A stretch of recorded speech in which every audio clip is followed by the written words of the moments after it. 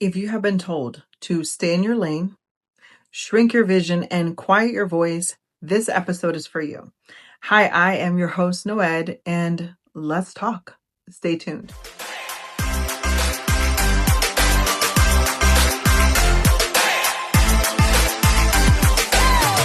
In this episode, let's talk about boxes. And no, I am not talking about moving boxes, storage boxes, or cardboard boxes at all.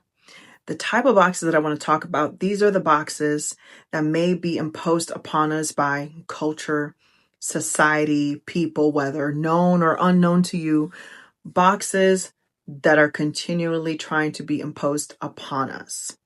Now, I'm going to start briefly by explaining how the topic came about, what was the inspo behind it.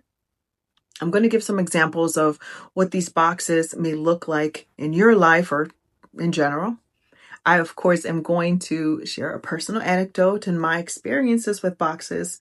And then we're going to wrap this up by sharing some practical solutions, practical possible solutions and ideas on how to navigate these boxes and, just navigating life in general.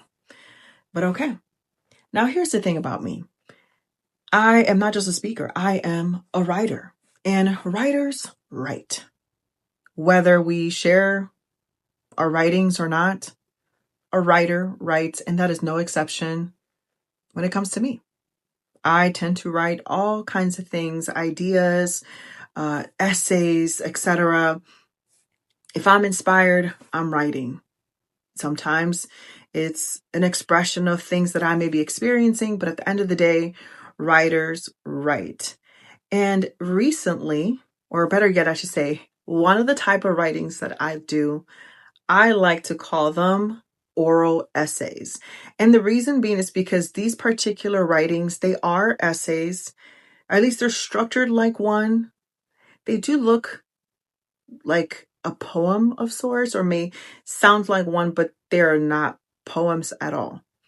These are concise essays that I personally love to perform. They do sound a little bit like motivational speeches that are short, less than 5 minutes, and they do have like that sprinkle of spoken word poetry. It's the weirdest thing, but oral essays just seems to be the definition that describes this the best. With that said, recently I wrote an oral essay entitled I Hate Boxes because I hate boxes. And I was very passionate about what I had to say in this essay. In fact, I recorded a video of me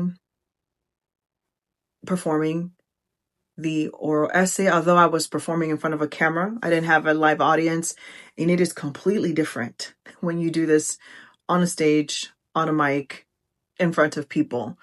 With that said, I'm going to see if I can link it here because I want you to get the essence of the words rather than the performance itself, the essence as to my take on these boxes. And these boxes, it really depends on the culture of the community that you're in, the culture in your family, whether it's ethnic culture, religious culture, you name it, it's going to look different for everybody. I myself, I'm going to speak from the vantage point of being a woman. I, as a woman, some of the boxes that I have that are common to women in general, and women, you can confirm this in the comments, is that we are expected to keep it together in the sense like you got to keep your house in order. You have to be an excellent mother that is very engaging, very involved, nurturing, but you don't want to be too nurturing. You have to be a good cook. Your kids got to look good because that's a reflection on you. It doesn't matter if the father's present. It's always going to reflect. It's always going to come back as a reflection of the mom. And by the way, your house has to be top tier. You have to be a great friend, a great sister. And if you're the oldest child, the oldest one in the family, you got to be an amazing daughter, be available to help the family out. And in this day and age, hey, you got to contribute too financially. You have to go out, have that career. And if you have little ones, you got to feed them great. And if you have an infant, you better be nursing. And while you're at it, you have to look amazing and put together. You got to be fit. You have to have the makeup on. You have to have all these things. And while you're at it, you also have to be a great lover. You have to be sensual. You have to, you just have to keep it together. And don't be too emotional. And don't cry too much. All while, half the time, most of the time, we're dealing with crazy hormones that shift from season to season. A lot of the times we go from childbearing years, when we start with puberty, then we go through childbearing years, and that alone can go up and down. Pregnancy, postpartum, you name it, perimenopause, menopause, and all the things. And it is a wild ride. And a lot of women do experience also painful menstrual cycles, and these cycles are exactly that. They're a cycle that makes a psycho. So as a woman, there are a lot of expectations by society and culture around our womanhood.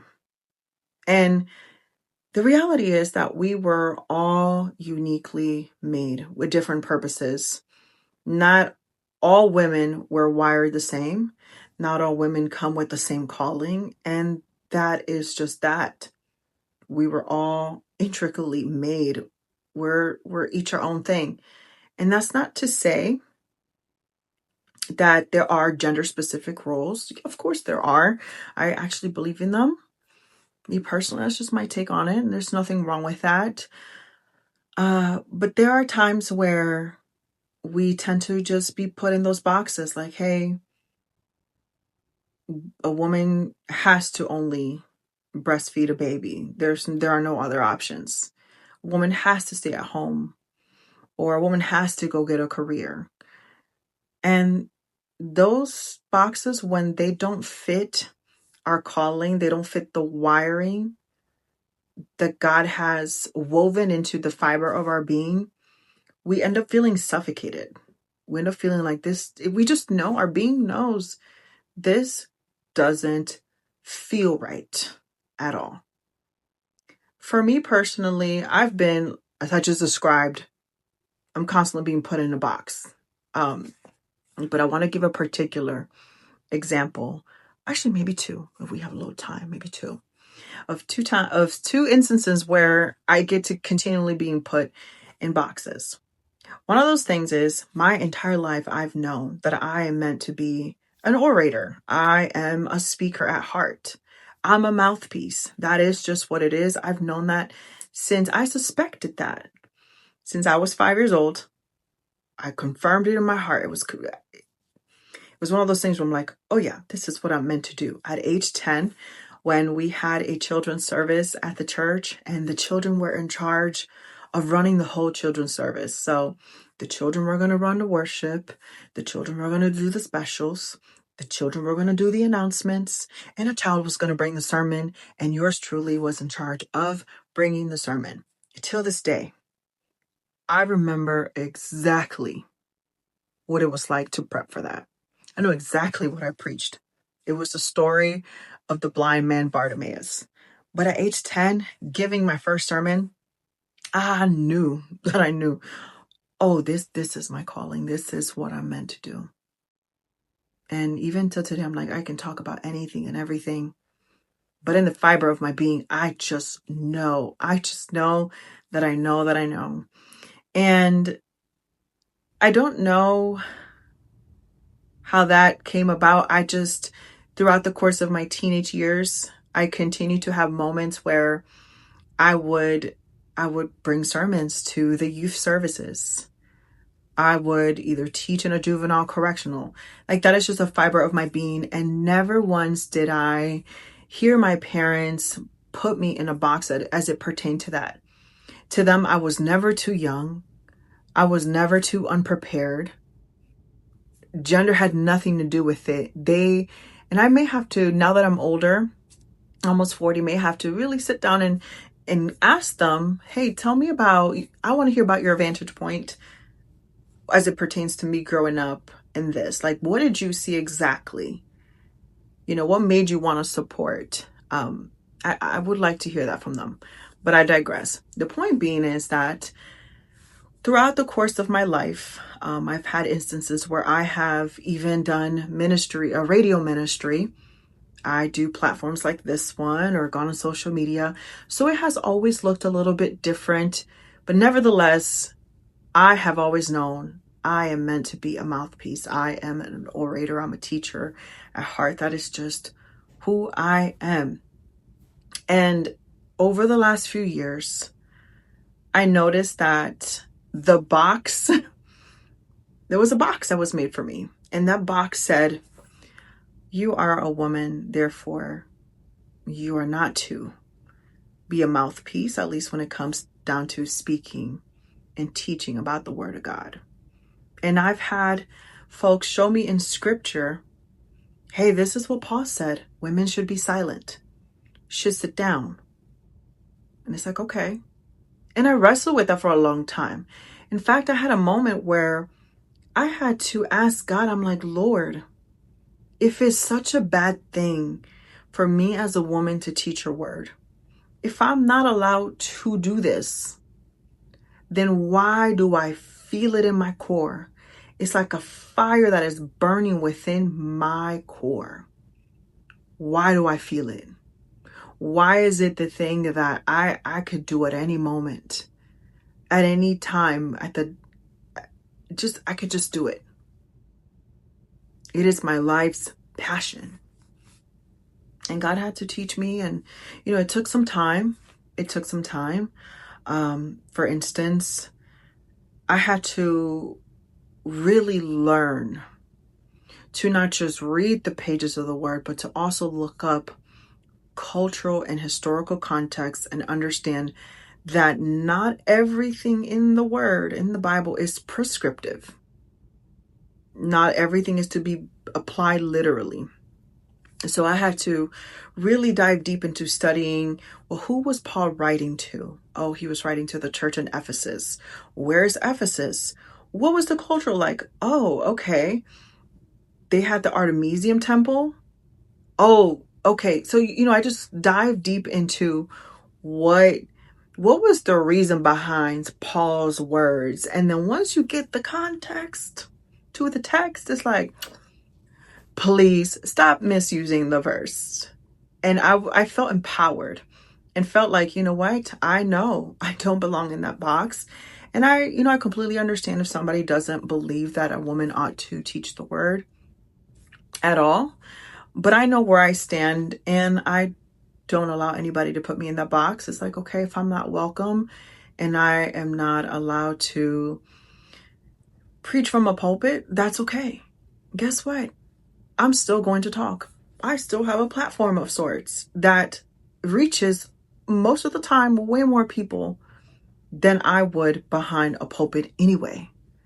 Ministry is not limited to four walls. Like it just isn't. So I stand confidently outside of that box. Another thing too, it's been the box of which this has been happening a lot lately. It's not limited to gender specific, but still within the realm of teaching and giving sermons is you have to go to seminary.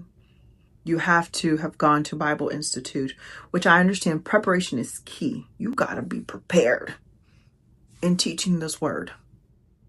But don't disqualify yourself just because that is the road everybody went through or most people are going through these days. It isn't. Still be prepared.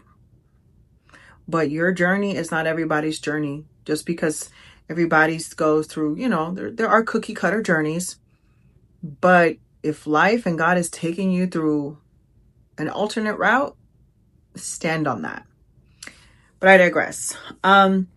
Another box too, I talk about this one in the oral essay, is being a visionary. I tend to be the person where I believe anything is possible. And the reason why I believe anything is possible is because if I'm going to believe that God created the heavens and the earth, and he did so with just speaking it into existence, if I'm believing Genesis 1:1, why can't I believe the rest? So when somebody tells me, mentions an idea, and it could be something like, hey, man, I'm thinking about doing a fashion line. Or I'm thinking about working on fashion. I'm already envisioning a fashion line. I'm envisioning a collection. I'm envisioning it being in magazines, the editorial pieces. I'm picturing the fashion show, picturing them in fashion magazine, picturing the press, picturing the social media strategy. My mind just goes there like boom, boom, boom, boom. And that is just how my brain works. But I've had instances where it's like, well, that kind of mind is not welcome here. This is what I hear a lot.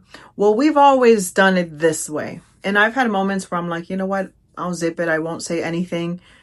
But then I know that I'm doing a disservice by not speaking up and inspiring. Hey, oh, okay. So, this is where it could go.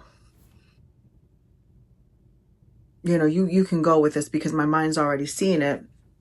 But I have been, sometimes I've had to sit in the box sometimes. It's like, okay, I know the God gave me this type of brain for a reason. It is what it is, but I won't put it in a box. That's that. But with that said, I think about, there's somebody in the Bible that I think about, men, they try to really put him in a box. It's David. Yes, the one that killed Goliath. Yes, the shepherd boy. Because let me tell you, even his own family didn't think that he was a qualified applicant to be considered as potential king, to be anointed, because he's the youngest and he was a shepherd. They put him in that box of, this is who you are. This is all you can be. And even when he went up to bring the charcuterie board to his siblings, I think it was Eliab, his oldest brother, like, what are you doing here? Like, you don't belong here type mess. And they boxed him. They didn't even think that it would be possible for him to be a competent fighter. Mind you, he was hidden in the field this whole time, learning how to battle. A brave young man. He was somebody that was being put in a box and not considered. But thank goodness that when God calls you, it don't matter how many boxes people try to put you in, your calling and your mantle is that. And nobody can take that away from you. With that said, before I move on to talk about some practical possible solutions, I want to talk to the people that put people in boxes. Listen, I understand. If you don't see it, when somebody tells you something, hey, I'm meant for this. I understand if you don't see it. That may be actually very normal, because when God is calling people to something, and it doesn't even have to be ministry related, it could be career, it could be career related. We don't know. Okay. When God is calling somebody to something, he doesn't do that in a conference call. He speaks to them. It has to make sense to them. And I think about Jesus after he resurrected, and he goes, and this, I believe this is in John 20, chapter 20. I could be wrong. When Jesus meets Peter at the beach, and he's like, hey, Peter, do you love me? He's like, of course, Lord, I love you. Da, da, da. He's like, oh, build my church. And he's having that moment where he is bestowing upon Peter, like, Peter, this is my plan for you. Somewhere, I don't know how far, somewhere in the distance, there was John eavesdropping, because, he had to write the book. But Peter noticed John, and he asked Jesus, well, what about him? And Jesus, and of course I'm paraphrasing, Jesus is like, well, what about him? Listen, he could be here alive forever, or he could be here alive until I decide to come back. What is that to you? What is that to you comment, it's giving, that's none of your business. And that's really what it is. What God has planned for somebody else's life, God's destiny for somebody else, is literally none of our business. They are in their journey. Now, if they are wrong, trust and believe God will correct them. That's not to say we can't give words of wisdom, but we can't put people in boxes. We really can't. So let go of it and focus on your purpose. Respectfully, focus on your purpose. That is the best thing you could do. With that said, I want to talk about some practical steps, some practical things on how to navigate when somebody tries to put you in a box. I would say the first thing, work on your identity. You got to work on who you are. We're not going to know exactly what the final thing is, what the final purpose is. For instance, I know that I am born to be an orator. I am a mouthpiece. What that's going to look like, I mean, I've had a vision about it. I've had a dream about it. So I kind of have an idea, but I really don't have an idea. I have no clue what it's going to look like along the way. I don't have a clue what the pit stops throughout the journey are going to look like. But I know that I know that I know that this is what I'm meant to do. I know who I am. So if you are struggling with that, I'm going to tell you that's the first thing you got to work on. Think about the things that come naturally to you. Think about the things that you naturally gravitate towards. It doesn't matter how little or minuscule it may seem. Pay attention to you. But you've gotta work on your identity and your purpose and figuring that out. And focus, and this will be the second step, is focus on working towards that, on honing in the skills. Like I myself, knowing that I'm meant to be an orator, a mouthpiece, even a writer. I'm working on writing. I am working on speaking, even on platforms like this. You got to work on your craft continually. This is not, well, let me coast on calling and talent. We can't coast on that. You have to keep working at it. Also, keep in mind that there will be times where you will have to submit yourself. In a season, you will have to submit yourself to certain processes that may feel like boxes. And that may look like you having to stay at a job for a little while, that you feel like, hey, it may not have nothing to do with your calling, but God is not letting you leave that job. That's because the stuff you're learning in that job, those skills that you are acquiring, you may need them down the road for something else. It may not make sense to you now. If you, like I myself, I went through a season where it's like, hey, you're not speaking in front of anybody. And that was very hard. It was very, very hard. But it was a season where it's like, you're going to focus on serving. And what I focused on serving is God was building my heart for the people. God was working on, are you going to be faithful and showing up even when you're tired?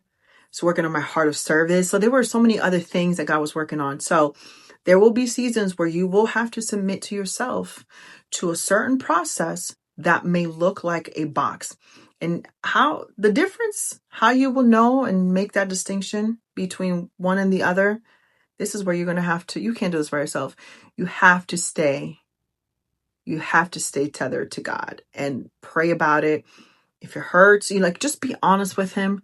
He will guide your steps. And that's the thing. We forget that the Lord aligns our steps. So if we are veering into the wrong path, veering into the wrong direction, know that he will align your footsteps.